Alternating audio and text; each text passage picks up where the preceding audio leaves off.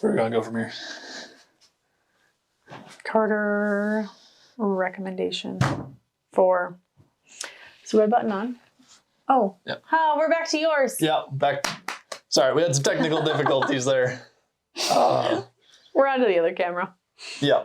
We'll see if we like this one. Since we're trying out a new camera. I don't know if you heard.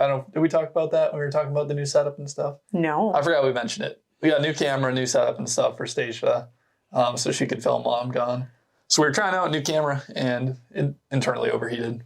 On the first time using it, too. Yeah. And we were only at 32 minutes of talking. Yeah, 32 minutes of video. So that's something we're going to have to figure out and see if that's a see no what that's bueno. going to do. Yeah, because that kind of sucks. Yeah, super sucks, especially for the price of this camera. It shouldn't have overheated like that. No. So we're going to look into that. But going back to Carter's side jobs, I think you should just reach out to some other, like some small businesses, because you have a great portfolio. Mm-hmm. And be like, hey, would you like to have an intro video made? Like I spend 3 hours on site for you, and then I do, you don't have to say how much editing you do or whatever, and then just charge like a flat rate. Yeah. It's not bad. Mm-hmm. Like you think of it like a fun, like walking into an apple orchard and like, that's what comes to my mind. Yeah. Obviously apples are on my mind. Mm-hmm. But like falls on the mind. It is, falls on the mind. It's cold outside. We have a cold front in Wisconsin. So it is. It's cold out right now. Yeah. But I think that would be like fun. Just different businesses, especially because it's going to be so pretty when you start school too, and those first like 2 months in there. Yeah. That it could be good. And then it could actually transition into Christmas season. Ooh. Because you could be like, hey, do you want me to film a promo video for you? And you could actually set it up as like 3 promo videos that they can have the rights to for Reels, YouTube, etc. And you're just creating it and then give it to them. And then just set it up as like a couple of hours here, and here. Yeah. And like if they ask like, okay, is there anything specifically you want from this? Set it up, have ChatGPT make you like a survey for them. Now I'm going deep into this. Yeah, so you asked a question and I have found a whole new job for you. Now I got to follow through with this. You definitely are going to have to. It's just there's so many different opportunities. I think this leads into as well. This is obviously totally the entrepreneurship mindset. Yep, for sure. 100%.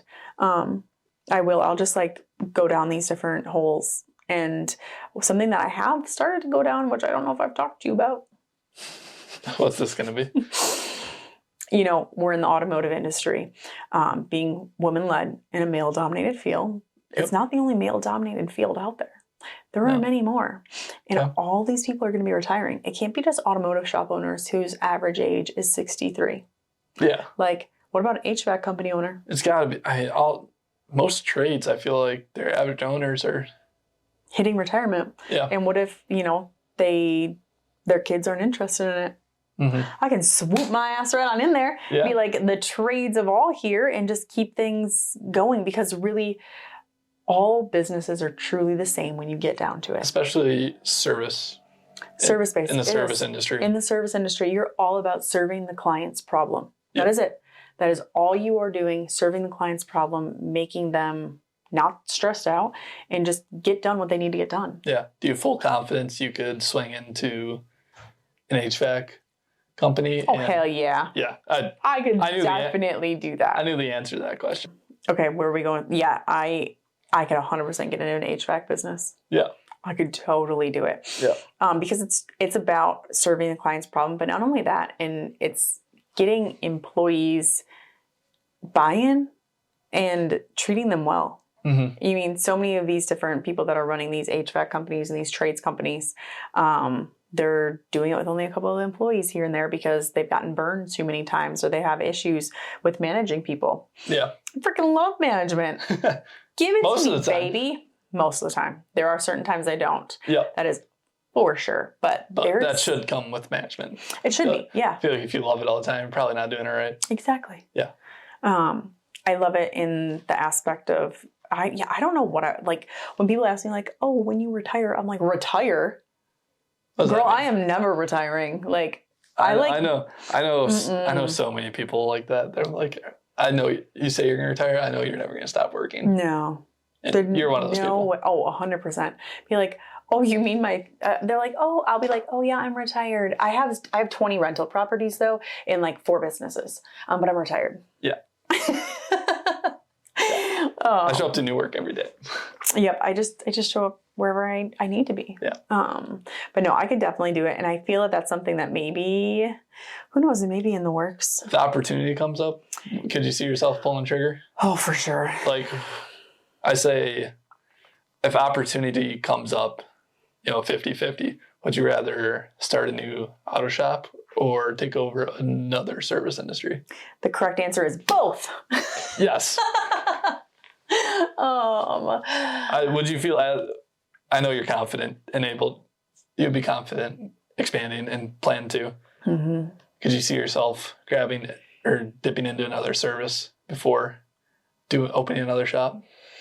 I know that's a hard question, throwing under the bus.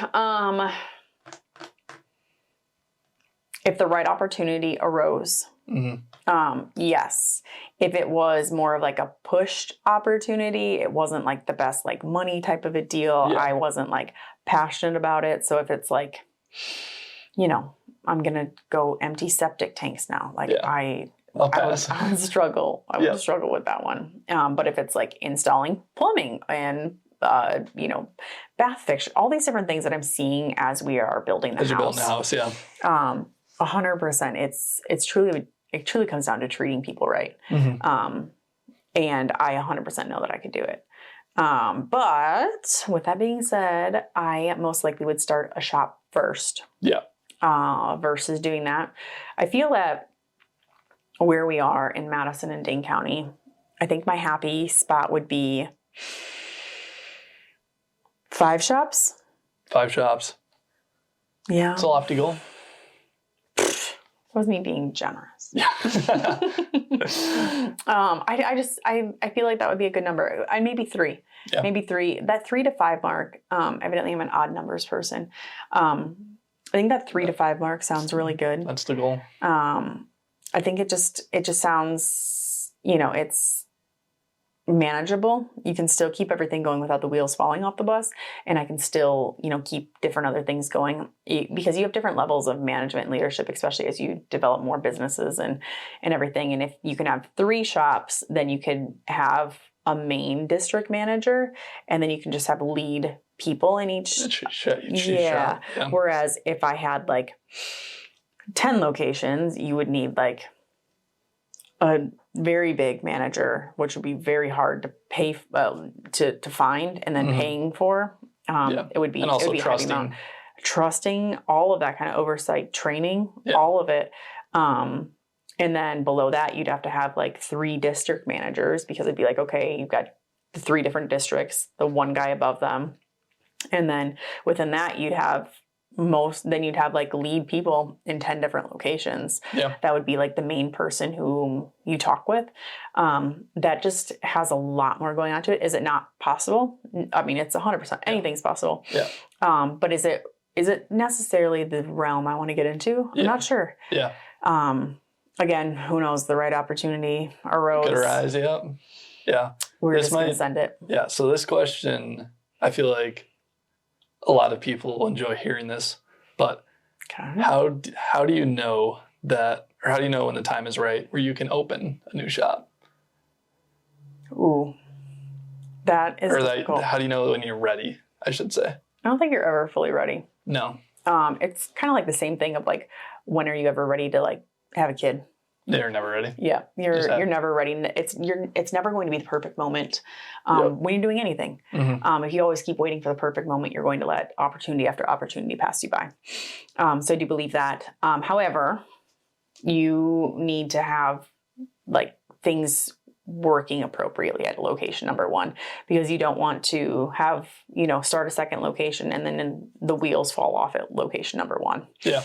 And then you're having to go back and forth. I've got a friend of mine who's struggling with that right now because he was like, this is just smooth cruising. Like, let's start this other one. And it's just been fire after fire after fire. And automotive is not the easiest to make money in. It isn't. It is difficult. It comes with the stigma that you Why wouldn't you charge for, or why would you charge for diagnostic? Like, I don't know. Why wouldn't you pay the professional to look at your vehicle and to actually diagnoose it for you? Yeah. Like, that's what comes into your mind.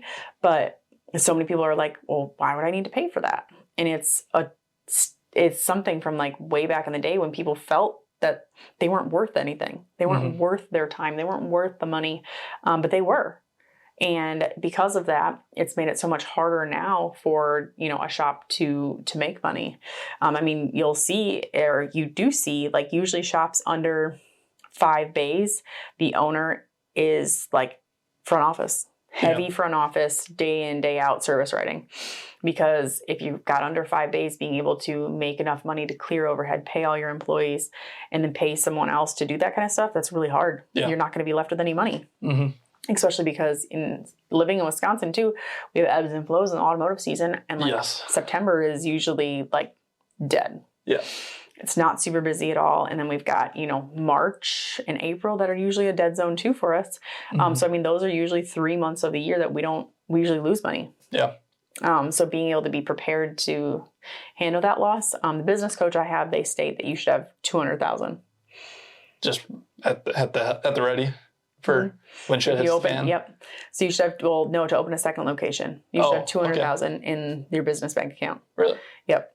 $200,000 to open another location. Do I necessarily agree with that? Yes, I can 100% see why that would be needed. I mean, you look at hoists, how expensive hoists are to put in, and then all the equipment, and then having like duplicate scan tools and tanks and like computer, all of it adds up so fast. I mean, the alignment rack was $90,000. I'd say, to me, $200,000 seems low personally.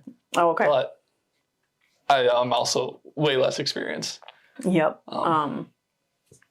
So there's just those little things that would add up significantly. So to make sure that you're comfortable, they say rule of thumb is to have $200,000 set aside because of startup costs and making sure that you're getting something running and off the ground. But that's also different. Is it an existing building or are you starting brand new? Yeah. Because I mean, that's totally different too, because if you've got existing clientele, do you need to now retrain new clients coming in to see if they're your actual clients that you want to have come in? Or are these, people that are just showing up at O'Reilly's? Yeah, that's true.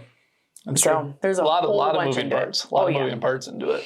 Tons of moving parts. I'm excited. Mentally, how do you know you're ready? I think of what I have going on in life. I am comfortable next year. I want next year to start another location. Yeah. That's what I've had in my mind is 2026. It was when all my kids are going to be in school. And then when we're done building, it's pretty much as soon as we're done building, it is look for location number 2. Yeah. Or like get it in the works to try to have something under contract by the end of 2026. That's what I want. Yeah. I think that will be good. I would prefer a existing location. Yeah. That someone is retiring from or they want to retire. I would like that. And I would live it in the Dane County area. So good. That's what I want. I think it would be good. And then that is when Josh wants to get back into the business and stuff like that too, when we start that second location. So that'll be another interesting thing to navigate of working together-ish. Ish. I think there'll be so many more like irons on the fire that it will be much different than like being here because we're both 2 very alpha personalities. So we struggle working together. Yeah. Yep. But it'll be interesting. So I can't wait to, everyone will get to see, we'll bring you along with the ride. Yeah.